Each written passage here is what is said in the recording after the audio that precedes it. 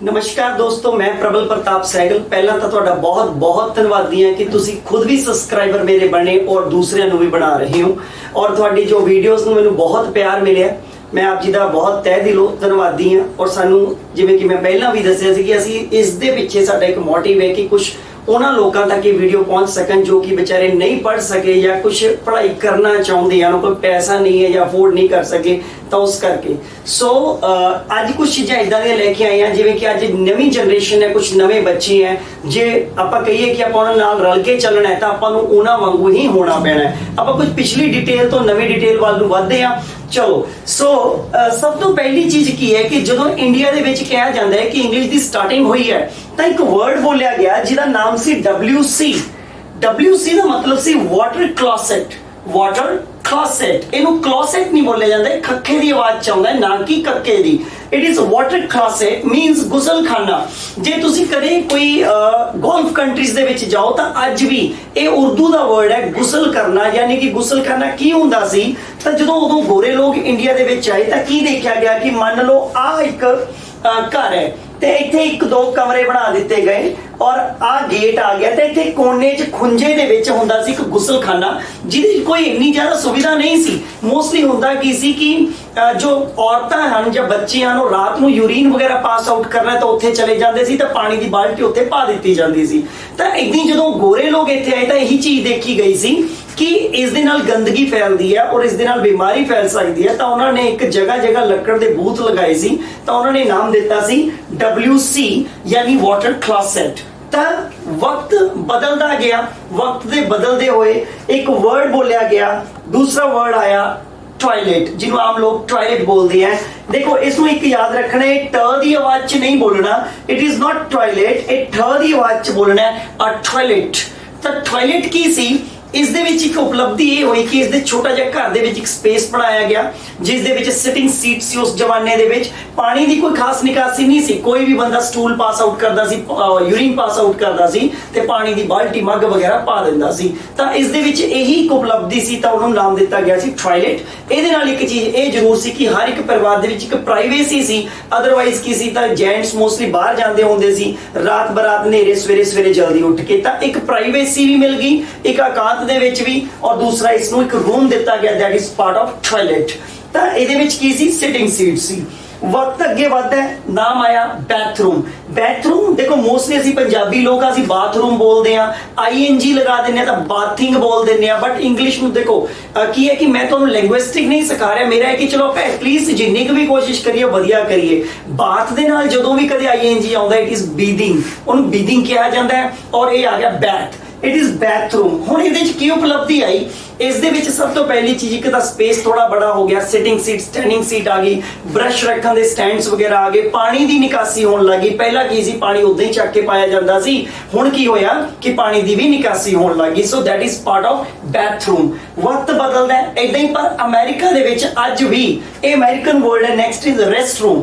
हुण असी पंजाबी लोग हैं ते असी इंडियन ये सोचदे रेस्ट मैंने एक आराम दा कमरा, पर नहीं, थोड़ा समझने की कोशिश करना की हुंदा है कि जो बहुत बड़े कलाकार है, जो एक्टर्स हैं, बिजनेसमैन है, कहा जाता है भी जदों भी कोई जिंदगी च डिसीजन लो तो बैथरूम दे विच लो, क्योंकि कोई कह जी जगह है जिथे तुसी कल्ले हो और तुसी लाइफ का एक बेस्ट डिसीजन ले सकते हो। तो इसी तरह अमेरिकन लोग इस चीज को रेस्ट रूम कहते हैं। तो रेस्ट रूम की सी कि जदों मान लो ठंड है, तुसी अपने बैथरूम या रेस्ट रूम चाहे उत्थे एक बैथ टब आ गया। सब तो पहले इन्हें समझना ये है की सी। इसका स्पेस थोड़ा बड़ा होया, ये बैथ टब आ गया, सिटिंग स्टैंडिंग सीट आ गई, ब्रशिंग आ गई, इस दे नाल नाल हर एक सुविधा आ गई। पर उस तो बावजूद भी जो कोई ठंड का मौसम है तो लोग की करते हैं, कोसे पानी दे विच टब दे विच लेट जाते हैं, बैठ जाते हैं। इनू वाटर थैरेपी कहा जाता है। जो उत्थे आराम करते हैं तो उसनू रिलैक्स मिलता है और सोचने की शक्ति भी बढ़ती है। इतनी गर्मी है तो थोड़ा ठीक ठाक पानी दे विच थोनू याद होएगा कि मोस्टली जो आप बहुत थक जाते सी तो अपने बजुर्ग पहला कहते होंगे सी हाथ मूँह ठंडे पानी नाल धो लो, नींद वधिया आ जाऊगी, क्योंकि बॉडी का जो टैंपरेचर है वो कूल हो जाता है, इस करके आप रिलैक्स जल्दी हो जाते हैं। सो वो लोग शुरू तो ही करते आ रहे हैं, तो उन्हों का नाम देना है रेस्ट रूम। तो वो यूज करते हैं बैथरूम ਔਰ ਟਾਇਲਟ ਦੀ ਥਾਂ ਤੇ ਰੈਸਟ ਰੂਮ। ਆਪਾਂ ਅੱਗੇ ਵਧਦੇ ਹਾਂ, ਅੱਗੇ ਆ ਗਿਆ ਵਾਸ਼ਰੂਮ। ਹੁਣ ਗੱਲ ਹੈ ਕਿ ਇਹ ਹੈ ਤਾਂ ਸਾਰਾ ਕੁਝ ਸੇਮ ਹੀ। ਹੁਣ ਵਾਸ਼ਰੂਮ 'ਚ ਕੀ ਸੁਵਿਧਾ ਆਈ ਕਿ ਜ਼ਰੂਰੀ ਨਹੀਂ ਕਿ ਅਸੀਂ ਸਟੂਲ ਪਾਸ ਆਊਟ ਕਰਨ ਜਾਣਾ ਹੈ ਜਾਂ ਯੂਰੀਨ ਜਾਣਾ ਹੈ। ਤਾਂ ਹੁੰਦਾ ਕੀ ਹੈ ਕਿ ਅਸੀਂ ਜ਼ਿਆਦਾਤਰ ਕਈ ਵਾਰੀ ਬਾਹਰੋਂ ਆਏ ਤਾਂ ਹੱਥ ਮੂੰਹ ਧੋ ਲੈਂਦੇ ਆ, ਬਾਹਰ ਜਾ ਰਹੇ ਆ ਤਾਂ ਵੀ ਹੱਥ ਮੂੰਹ ਧੋ ਲੈਂਦੇ ਆ। ਪਰ ਅੱਜ ਕੱਲ ਕੀ ਹੈ, ਸਪੇਸ ਘੱਟ ਹੋਣ ਦੇ ਕਾਰਨ ਮਾਵਾਂ ਜਿਹੜੀਆਂ ਆਪਣੀਆਂ ਔਰ ਇਸ ਤਰ੍ਹਾਂ ਦੇ ਬਾਥਰੂਮ ਬਣਨ ਲੱਗੇ ਜਿਸ 'ਚ ਵਾਸ਼ਿੰਗ ਮਸ਼ੀਨ ਵੀ ਰੱਖੀ ਜਾਂਦੀ ਔਰ ਕੱਪੜੇ ਵੀ ਅੱਜ ਕੱਲ ਉੱਥੇ ਹੀ ਧੋਏ ਜਾਂਦੇ ਆ। ਤਾਂ ਉਹਨਾਂ ਨੇ ਨਾਮ ਦਿੱਤਾ ਵਾਸ਼ਰੂਮ। ਦੇਖੋ 2008 ਤੋਂ ਸੈਗਲ ਇੰਸਟੀਚਿਊਟ ਲੀਲਾ ਭਵਨ ਪਟਿਆਲਾ ਔਰ ਨਾਭੇ 'ਚ ਮੈਂ ਪੜ੍ਹਾ ਰਿਹਾ। ਔਰ ਇਹ ਯਾਦ ਰੱਖਣਾ, ਮੈਂ ਪਹਿਲੇ ਹੀ ਦਿਨ ਤੋਂ, ਜੇ ਕੋਈ ਪੁਰਾਣੀ ਮੇਰੀ ਵੀਡੀਓ ਕੋਈ ਦੇਖ ਰਿਹਾ ਬੱਚਾ ਬਹੁਤ ਪਹਿਲਾਂ ਦਾ ਪੜਾਇਆ ਹੋਇਆ, ਤਾਂ ਮੈਂ ਪਹਿਲੇ ਹੀ ਦਿਨ ਤੋਂ ਇਹ ਗੱਲ ਕਹਿ ਰਿਹਾ ਕਿ ਬੇਟਾ ਅੱਜ ਤੋਂ ਬਾਅਦ ਇਹ ਜਿੰਨੇ ਵੀ ਵਰਡ ਹੈ ਇਹ ਬੋਲਣੇ ਬੰਦ ਕਰ ਦਿਓ। ਨਾ ਤਾਂ ਅੱਜ ਤੋਂ ਬਾਅਦ ਬੋਲਣਾ ਤੁਸੀਂ ਵਾਸ਼ਰੂਮ, ਰੈਸਟਰੂਮ, ਟਾਇਲਟ ਔਰ WC ਇਹ ਬੋਲਣ ਦੀ ਬਜਾਏ ਤੁਸੀਂ ਇਹਦੀ ਥਾਂ ਤੇ ਜੋ ਬਿਲਕੁਲ ਨਿਊ ਵਰਡ ਹੈ, ਅਸੀਂ ਮਾਡਰਨ ਸਟੂਡੈਂਟਸ ਦੇ ਨਾਲ ਅੱਗੇ ਵਧਣਾ, ਆਪਣੀ ਜਨਰੇਸ਼ਨ ਦੇ ਨਾਲ ਵਧਣਾ ਹੈ, ਤਾਂ ਮਾਡਰਨ ਵਰਡ ਹੈ ਲੂ। ਤਾਂ ਲੂ ਵਰਡ ਕੀ ਹੈ ਥੋੜਾ ਪਹਿਲਾਂ ਸਮਝਣਾ। ਲੂ ਕੀ ਹੈ? ਲੂ ਦੇ ਵਿੱਚ, ਇਸ ਦੇ ਵਿੱਚ ਕੀ ਉਪਲਬਧੀ ਹੈ? ਔਰ ਹੁਣ ਅਗਰ ਅੱਜ ਤੋਂ ਬਾਅਦ ਬੋਲਣਾ ਹੈ ਤਾਂ ਲੂ ਦਾ ਪ੍ਰਯੋਗ ਕਰੋ। ਉਹ ਕਿਉਂ ਕਰੋ? ਇਹਦੇ ਵਿੱਚ ਸਪੇਸ ਬੜਾ ਹੋਇਆ, ਬੈਥਟਬ ਆ ਗਿਆ, ਬਟ ਇਹਦੇ ਵਿੱਚ ਇੱਕ ਕੋਸ਼ਿਸ਼ ਇਹ ਹੋਈ ਕਿ ਬਾਥਰੂਮ ਤੋਂ ਇਲਾਵਾ ਇਸ ਦੇ ਵਿੱਚ ਅਲਮੀਰਾ ਵੀ ਆ ਗਈ ਜਿਸ 'ਚ ਤੁਸੀਂ ਮੈਂ ਸਾਰੇ ਆਪਣੇ ਕੱਪੜੇ ਵੀ ਰੱਖ ਸਕਦੇ ਹਾਂ, ਮੈਲੇ ਕੱਪੜੇ, ਔਰ ਉੱਥੋਂ ਹੀ ਪ੍ਰੋਪਰ ਡਰੈਸਅਪ ਹੋ ਕੇ। ਪਹਿਲਾਂ ਕੀ ਹੁੰਦਾ ਸੀ, ਜੈਂਟਸ ਮੋਸਟਲੀ ਟਾਵਲ ਬਣ ਕੇ ਨਹਾ ਕੇ ਬਾਹਰ ਆ ਜਾਂਦੇ ਸੀ, ਲੇਡੀ ਅੰਦਰ ਹੀ। ਤਾਂ ਹੁਣ ਇਹਦੇ 'ਚ ਕੀ ਹੈ ਕਿ ਇਹਦੇ 'ਚ ਲਾਂਡਰੀ ਬਾਸਕਟ ਹੁੰਦੀ ਹੈ, ਇਹਦੇ ਵਿੱਚ ਅੰਦਰ ਹੀ ਅਲਮੀਰਾ ਹੁੰਦਾ ਹੈ। ਜੋ ਵੀ ਤੁਸੀਂ ਆਪਣੀ ਡਰੈਸਅਪ ਹੋਣਾ ਹੈ, ਤਿਆਰ ਹੋਣਾ ਹੈ, ਵਾਲ ਵਾਉਣੇ ਹੈ, ਸਭ ਕੁਝ ਕਰਨ ਤੋਂ ਬਾਅਦ ਸਿਰਫ ਜੁੱਤੇ ਹੀ ਬਾਹਰ ਪਾਉਣੇ ਆ ਕੇ, that is the part of loo. ਤਾਂ ਅੱਜ ਤੋਂ ਬਾਅਦ ਅਗਰ ਤੁਸੀਂ ਜ਼ਿੰਦਗੀ 'ਚ ਬੋਲਦੇ ਹੋ ਤਾਂ ਟੀਚਰ ਨੂੰ ਰਿਕੁਐਸਟ ਕਰੋ, ma'am sir may I go to loo. ਹੁਣ ਮੋਸਟਲੀ ਆਪਾਂ ਕੁੜੀਆਂ ਮੁੰਡੇ ਇਕੱਠੇ ਵੀ ਪੜ੍ਹਦੇ ਹਾਂ, ਆਪਾਂ ਕਿਤੇ ਜਾਂਦੇ ਹਾਂ, ਐਮਬੈਰਸ ਨਾ ਫੀਲ ਹੋਈਏ, ਥੋੜਾ ਬੇਇੱਜ਼ਤ ਨਾ ਹੋਈਏ, ਉਸ ਚੀਜ਼ ਨੂੰ ਦੇਖਦੇ ਹੋਏ ਆਪਾਂ ਕਹਿ ਸਕਦੇ ਹਾਂ ਮੇ ਆਈ ਗੋ ਟੂ ਲੂ, ਜੋ ਕਿ ਤੁਹਾਨੂੰ ਐਮਬੈਰਸ ਵੀ ਨਹੀਂ ਕਰੇਗਾ ਔਰ ਇਹ ਵੀ ਹੈ ਕਿ ਤੁਸੀਂ ਚੁੱਪ ਚੁਪੀਤੇ ਨਿਕਲ ਵੀ ਸਕਦੇ ਹੋ। ਸੋ ਅੱਜ ਤੋਂ ਬਾਅਦ ਅਗਰ ਯੂਜ਼ ਕਰਨਾ ਹੈ ਤਾਂ ਲੂ ਵਰਡ ਦਾ ਪ੍ਰਯੋਗ ਕਰੋ। ਔਰ ਮੈਂ ਇਹੀ ਕਹੂੰਗਾ ਕਿ ਇਹ ਬਹੁਤ ਅੱਛਾ ਵਰਡ ਹੈ ਔਰ ਕਿਤੇ ਯੂਜ਼ ਕਰਦੇ ਹੋ, ਇੱਕ ਤਾਂ ਪਤਾ ਲੱਗਦਾ ਕਿ ਬੱਚਾ ਬਹੁਤ ਅੱਛਾ ਪੜ੍ਹ ਰਿਹਾ ਹੈ ਔਰ ਉਹਦੇ ਨਾਲ ਨਾਲ ਉਹ ਥੋੜਾ ਮਾਡਰਨ ਵੀ ਹੋ ਰਿਹਾ ਹੈ। ਇਸ ਦੇ ਨਾਲ ਹੀ ਮੈਂ ਕੁਝ ਚੀਜ਼ਾਂ ਤੁਹਾਨੂੰ ਅੱਗੇ ਵੀ ਦੱਸਦਾ, ਪਹਿਲਾਂ ਤੁਸੀਂ ਇਸ ਨੂੰ ਨੋਟ ਕਰ ਸਕਦੇ ਹੋ। ਆਪਾਂ ਨੇ ਹੁਣ ਸਿੱਖਿਆ ਲੂ ਦਾ ਪ੍ਰਯੋਗ ਕਰੋ। ਇਦਾਂ ਹੀ ਆਪਾਂ ਅੱਗੇ ਵਧਦੇ ਹਾਂ। ਤੁਹਾਨੂੰ ਯਾਦ ਹੋਏਗਾ ਕਿ ਜਦੋਂ ਆਪਾਂ ਛੋਟੇ ਹੁੰਦੇ ਸੀ ਤਾਂ ਆਪਾਂ ਮੋਸਟਲੀ ਜਦੋਂ ਕੋਈ ਸਕੂਲ ਚੋਂ ਪਰਮਿਸ਼ਨ ਲੈਣੇ ਟੀਚਰ ਤੋਂ, sir may I go to drink water, ਤਾਂ ਮੈਂ ਹੁਣ ਤੁਹਾਨੂੰ ਕੀ ਕਿਹਾ ਕਿ ਤੁਸੀਂ ਅੱਜ ਤੋਂ ਬਾਅਦ ਕਹਿਣਾ ਮੇ ਆਈ ਗੋ ਟੂ ਲੂ। ਹੁਣ ਗੱਲ ਆਉਂਦੀ ਹੈ ਕਿ ਸਕੂਲ ਪੜ੍ਹਦੇ ਸੀ ਤਾਂ ਟੀਚਰਸ ਨੂੰ ਮੋਸਟਲੀ ਕਹਿੰਦੇ ਸਰ ਮੈਂ 1 ਨੰਬਰ ਜਾਣਾ ਹੈ, ਸਰ ਮੈਂ 2 ਨੰਬਰ ਜਾਣਾ ਹੈ। ਤਾਂ ਇਹਦੇ ਲਈ ਬੜਾ ਐਮਬੈਰਸ ਫੀਲ ਹੁੰਦਾ ਸੀ ਔਰ ਅੱਜ ਦੀ ਅੱਗੇ ਮਾਡਰਨ ਜਨਰੇਸ਼ਨ ਦੇ ਨਾਲ ਇਹ ਵਰਡ ਹੈ ਇਹ ਐਮਬੈਰਸ ਫੀਲ ਕਰਦਾ ਹੈ। ਮੰਨ ਲਓ ਕੋਈ ਭੈਣ ਭਰਾ ਹੀ ਹੈ ਆਪਸ ਚ ਸੇਮ ਏਜ ਦੇ, 1-2 ਸਾਲ ਅੱਗੇ ਪਿੱਛੇ ਹੈ, ਤਾਂ ਭੈਣ ਭਰਾ ਵੀ ਇੱਕ ਦੂਜੇ ਨੂੰ ਕਹਿਣ ਤੇ ਅੱਜ ਕੱਲ ਕਤਰਾਉਂਦੇ ਆ। ਤਾਂ ਇਸੇ ਤਰ੍ਹਾਂ ਦੇ ਕੁਝ ਵਰਡਸ ਹੈ ਜਿਹੜੇ ਕਿ ਆਪਾਂ ਨੂੰ ਐਮਬੈਰਸ ਵੀ ਨਹੀਂ ਕਰਨਗੇ ਔਰ ਆਪਾਂ ਅੱਗੇ ਵੀ ਸਿੱਖ ਜਾਵਾਂਗੇ। ਸੋ ਜਿਵੇਂ ਕਿ ਫॉर ਬॉयਜ਼, ਜੇ ਆਪਾਂ ਕਹਿੰਦੇ 1 ਨੰਬਰ ਜਾਣਾ ਹੈ, ਫॉर ਬॉयਜ਼ ਦੇ ਲਈ ਵਰਡ ਬਣਿਆ ਹੈ sir may I go to piss break. Piss break ਕੀ ਹੈ? ਪਿਸ ਦਾ ਮਤਲਬ ਜੋ ਹੁੰਦਾ ਹੈ, ਦੇਖੋ ਪਿਸ ਇੱਕ ਸਿੰਗਲ 1 ਨੰਬਰ ਨੂੰ ਕਿਹਾ ਜਾਂਦਾ ਹੈ। ਪਿਸ ਬ੍ਰੇਕ ਇੱਕ ਬॉयਜ਼ ਦੇ ਲਈ ਬਣਿਆ। ਅਗਰ ਮੰਨ ਲਓ ਤੁਸੀਂ ਅੱਜ ਤੋਂ ਬਾਅਦ ਕਿਤੇ ਬਾਥਰੂਮ ਜਾਣਾ ਹੈ, ਮੰਨ ਲਓ ਮੈਂ ਹੀ ਤੁਹਾਨੂੰ ਪੜ੍ਹਾ ਰਿਹਾ ਔਰ ਮੈਂ ਤੁਹਾਨੂੰ ਕਹਿੰਦਾ ਯਾਰ 1 ਮਿੰਟ ਤੁਸੀਂ ਆ ਨੋਟ ਕਰੋ, ਮੈਂ ਆਇਆ ਥੋੜਾ ਪਿਸ ਬ੍ਰੇਕ ਹੋ ਕੇ ਆਇਆ, ਤਾਂ ਇਹਦੇ ਵਿੱਚ ਮੇਰੀ ਐਮਬੈਰਸਮੈਂਟ ਨਹੀਂ ਹੋਈ, ਇਹ ਕੱਲ ਨੂੰ ਤੁਹਾਨੂੰ ਇੱਕ ਅੱਗੇ ਜਾ ਕੇ ਐਮਬੈਰਸ ਨਹੀਂ ਹੋਣ ਦਿੰਦਾ ਔਰ ਇਹਦੇ ਨਾਲ ਨਾਲ ਤੁਸੀਂ ਐਡੂਕੇਟ ਵੀ ਦਿਖਦੇ ਹੋ। ਸੋ ਬॉयਜ਼ ਦੇ ਲਈ ਵਰਡ ਬਣਿਆ ਪਿਸ ਬ੍ਰੇਕ। ਤੋਂ ਅੱਜ ਤੋਂ ਬਾਅਦ ਟੀਚਰ ਨੂੰ ਕਹੋ ਮੇ I go to piss break, ਨਾ ਕਿ ਬਾਥਰੂਮ। ਅਗਰ ਬਾਥਰੂਮ ਬੋਲਣਾ ਤਾਂ ਉਹਦੀ ਥਾਂ ਤੇ ਲੂ ਦਾ ਪ੍ਰਯੋਗ ਕਰੋ। ਏਦਾਂ ਹੀ ਫॉर ਗਰਲਸ, ਫॉर ਗਰਲਸ ਦੇ ਲਈ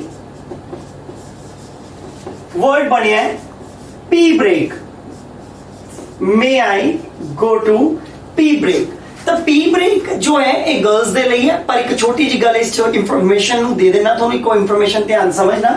ਜਿਵੇਂ ਕਿ ਮੰਨ ਲਓ ਕੋਈ ਬਿਲੋ 10 ਇਅਰਸ, ਅਗਰ ਕੋਈ 10 ਸਾਲ ਤੋਂ ਉਮਰ ਚ ਨੀਚੇ ਹੈ, ਉਹ ਕੁੜੀ ਵੀ ਹੋ ਸਕਦੀ ਹੈ, ਉਹ ਮੁੰਡਾ ਵੀ ਹੋ ਸਕਦਾ ਹੈ। ਤਾਂ ਉਹ ਜੇ ਘਰ 'ਚ ਤੁਹਾਡੇ ਕੋਈ ਬੱਚਾ ਹੈ 10 ਸਾਲ ਤੋਂ ਛੋਟਾ ਹੈ ਤਾਂ ਉਸ ਨੂੰ ਕਹੋ ਬੱਚੇ ਗੋ ਟੂ ਪੀ ਬ੍ਰੇਕ। ਤਾਂ 10 ਸਾਲ ਤੋਂ ਉਮਰ ਤੋਂ ਨੀਚੇ ਕੋਈ ਕੁੜੀ ਹੈ ਜਾਂ ਮੁੰਡਾ ਹੈ, ਉਹਨਾਂ ਦੋਨਾਂ ਲਈ ਪੀ ਬ੍ਰੇਕ ਦਾ ਪ੍ਰਯੋਗ ਕਰ ਸਕਦੇ ਹੋ। ਔਰ 11ਵੇਂ ਸਾਲ 'ਚ ਜਦੋਂ ਬੱਚਾ ਹੁੰਦਾ ਉਸ ਤੋਂ ਬਾਅਦ ਜੋ ਵੀ ਉਹਦੀ ਉਮਰ ਹੈ, ਬॉय ਹੈ ਤਾਂ ਪਿਸ ਬ੍ਰੇਕ ਦਾ ਪ੍ਰਯੋਗ ਕਰੋ ਔਰ ਕੁੜੀ ਹੈ ਤਾਂ ਉਹ ਪੀ ਬ੍ਰੇਕ ਦਾ ਪ੍ਰਯੋਗ ਕਰੇਗੀ। ਏਦਾਂ ਹੀ ਛੋਟੀ ਜਿਹੀ ਇਨਫੋਰਮੇਸ਼ਨ ਹੈ ਜਿਵੇਂ ਕਿ ਅਗਰ ਕੋਈ ਤੁਹਾਨੂੰ ਹਾਈ ਕਹਿੰਦਾ ਹੈ, ਇੰਗਲਿਸ਼ ਦੇ ਵਿੱਚ ਆਮ ਤੌਰ ਤੇ ਬੋਲੇ ਜਾਂਦੇ, ਜਿਵੇਂ ਆਪਾਂ ਦੇਖੋ ਆਪਾਂ ਨਾ ਇੱਕ ਪੰਜਾਬੀ ਲੋਕ ਆਪਣਾ ਇੱਕ ਮਿਲਣ ਦਾ ਅੰਦਾਜ਼ ਹੈ, ਸਤਿ ਸ਼੍ਰੀ ਅਕਾਲ ਜੀ, ਨਮਸਤੇ, ਹੋਰ ਠੀਕ ਠਾਕ ਹੋ ਜੀ, ਏਦਾਂ ਹੀ ਨਾ ਉਹਨਾਂ ਦਾ ਵੀ ਇੱਕ ਸਲੈਂਗ ਹੈ। ਜਿਵੇਂ ਆਪਾਂ ਤੁਸੀਂ ਦੇਖੋ ਨਾ ਪਿੰਡਾਂ ਦੇ ਵਿੱਚ ਕੋਈ ਬਜ਼ੁਰਗ ਹੁੰਦੇ ਸੀ, ਛੋਟੇ ਹੁੰਦੇ ਆ ਜਦੋਂ ਆਪਾਂ ਪਿੰਡਾਂ 'ਚ ਆਮ ਦੇਖਦੇ ਸੀ, ਕੋਈ ਬੋਲੇ ਸਤਨਾਮ ਵਾਹਿਗੁਰੂ, ਕੋਈ ਕਹਿੰਦਾ ਸੀ ਰਾਮ ਰਾਮ ਜੀ, ਤਾਂ ਏਦਾਂ ਹੀ ਨਾ ਉਹਨਾਂ ਦਾ ਵੀ ਇੱਕ ਸਲੈਂਗ ਹੈ। ਜਿਵੇਂ ਉਹ ਮਿਲਦੇ ਆ ਗੁੱਡ ਮਾਰਨਿੰਗ, ਹਾਈ, ਹੈਲੋ, ਤਾਂ ਇਹ ਵਰਡ ਨੂੰ ਬੋਲਦੇ ਆ।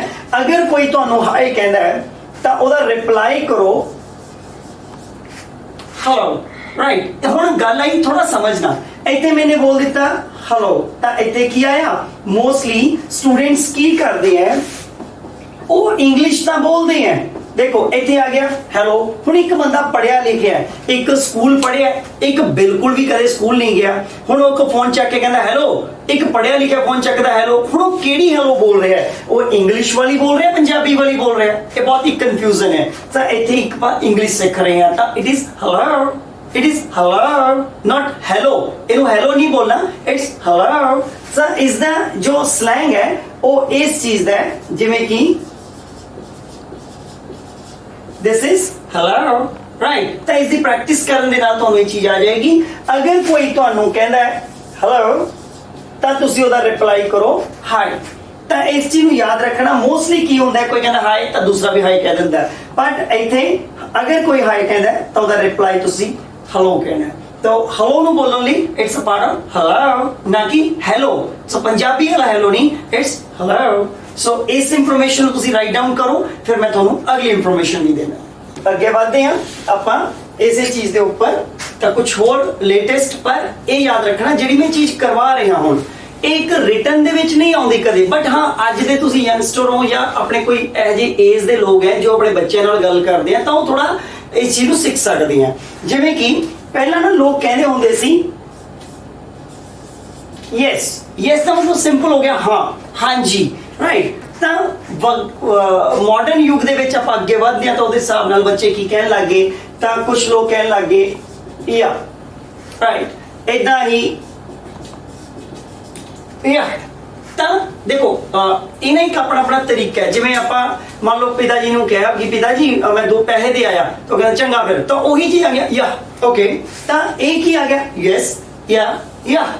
ਤਾਂ ਏਦਾਂ ਹੀ ਅੱਜ ਦਾ ਮਾਡਰਨ ਯੁੱਗ ਦੇ ਵਿੱਚ ਬੱਚੇ ਬੋਲਦੇ ਆ ਯਾ, ਔਰ ਇਹਦੇ ਨਾਲ ਨਾਲ ਇਹ, ਇਹਦੇ ਨਾਲ ਨਾਲ ਇਹ ਮਤਲਬ ਸਭ ਦਾ ਇਹੀ ਹੈ, ਹਾਂ, ਸੌਰੀ, ਇਹਨਾਂ ਸਭ ਦਾ ਮਤਲਬ ਇਹੀ ਹੈ, ਹਾਂ ਜਾਂ ਹਾਂਜੀ।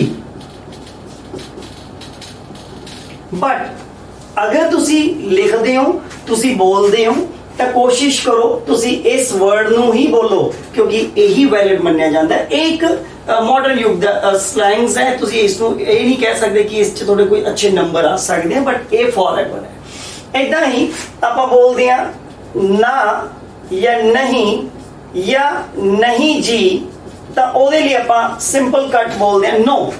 ਨੋ ਮਤਲਬ ਨਾ, ਨਹੀਂ। ਫਿਰ ਆਇਆ ਨॉर, then not and never। never ਦਾ ਮਤਲਬ ਹੁੰਦਾ ਹੈ ਕਦੀ ਨਹੀਂ। ਕੋਈ ਕੰਮ ਇਦਾਂ ਦਾ ਜੋ ਮੈਂ ਕਦੇ ਜ਼ਿੰਦਗੀ 'ਚ ਨਹੀਂ ਕੀਤਾ। ਐਗਜ਼ਾਮਪਲ ਤੁਸੀਂ ਮੈਨੂੰ ਪੁੱਛਿਆ ਤੂੰ ਕਿ ਯਾਰ ਕਦੇ ਸ਼ਿਮਲੇ ਗਿਆ, ਮੈਂ ਕਹਿੰਦਾ ਨੈਵਰ। ਨੈਵਰ ਮੈंने ਅਗਰ ਇੱਕ ਵਾਰੀ ਕਹਿ ਦਿੱਤਾ, ਤੁਸੀਂ ਇਹਨੂੰ ਦੁਬਾਰਾ ਪੁੱਛਦੇ ਹੋ ਕਿ ਯਾਰ ਤੂੰ ਕਦੇ ਸ਼ਿਮਲੇ ਹੀ ਨਹੀਂ ਗਿਆ, ਤਾਂ ਆਪਾਂ ਅਨਪੜ੍ਹਤਾ ਦਿਖਾਉਂਦੇ ਆ। ਨੈਵਰ ਵਰਡ ਉਦੋਂ ਆਉਂਦਾ ਜਿਹੜੀ ਚੀਜ਼ ਦਾ ਤੁਹਾਨੂੰ ਲਾਈਫ 'ਚ ਐਕਸਪੀਰੀਅੰਸ ਹੀ ਨਹੀਂ ਹੈ। ਮੰਨ ਲਓ ਤੁਸੀਂ ਮੈਨੂੰ ਪੁੱਛਿਆ ਤੂੰ ਸ਼ਿਮਲੇ ਗਿਆ, ਮੈਂ ਕਹਿੰਦਾ ਨੈਵਰ। ਤੂੰ ਮੇਰੇ ਯਾਰ ਭਰਾ ਨੂੰ ਮਿਲਿਆ ਕਦੇ, ਨੈਵਰ। ਤਾਂ ਮਤਲਬ ਜਿਹੜਾ ਕੰਮ ਤੁਸੀਂ ਕਦੇ ਕੀਤਾ ਹੀ ਨਹੀਂ, ਤੁਸੀਂ ਈਜ਼ੀਲੀ ਉਹਦੇ ਲਈ ਸਿੰਪਲ ਵਰਡ ਹੈ ਨੈਵਰ, ਜੋ ਕਹਿੰਦਾ ਕਦੇ ਨਹੀਂ।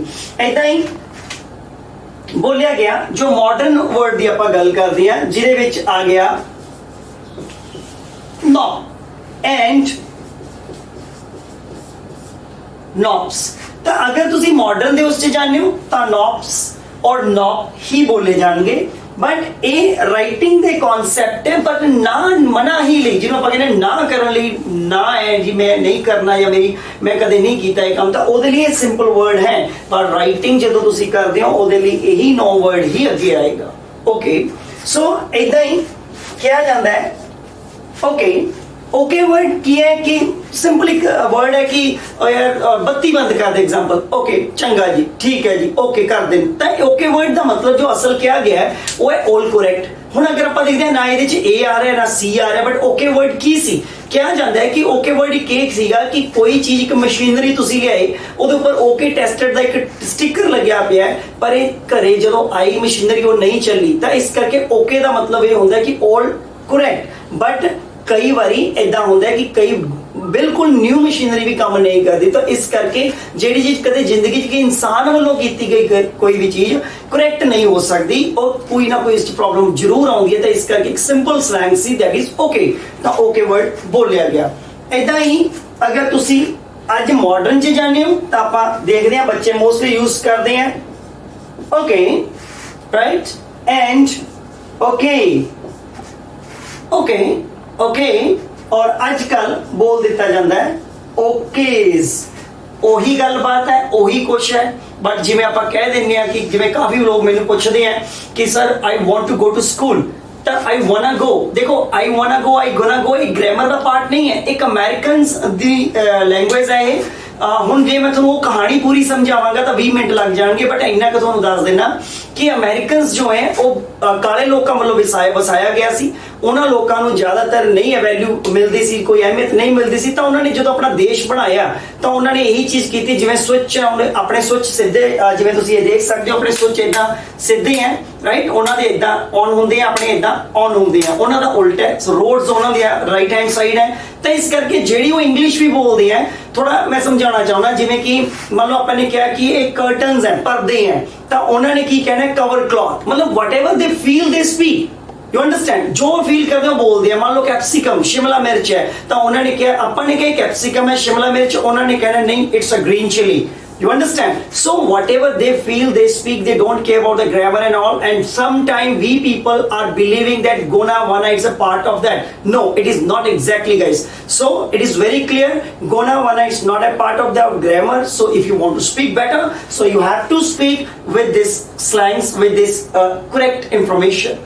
Thank you very much. और जिवें मैं रिक्वेस्ट की सी, ये चैनल उन्हां तक पहुंचाओ जो मदद मिल सके उन्हां बच्चों को जो बेचारे अफोर्ड नहीं कर सकते, और इसनूं वध तो वध सबसक्राइब करो, चंगी लगी तो जरूर मदद करो, और कमेंट्स दे विच जो भी तुसीं पुछना चाहुंदे हो, can could would should sentence formation, वो भी पूछ सकते हो। मैं दस्सिया सी भी सेंटेंसेस दी सीरीज शुरू करांगे तो अगे हो जाएगी शुरू। Thank you very much, have a nice time.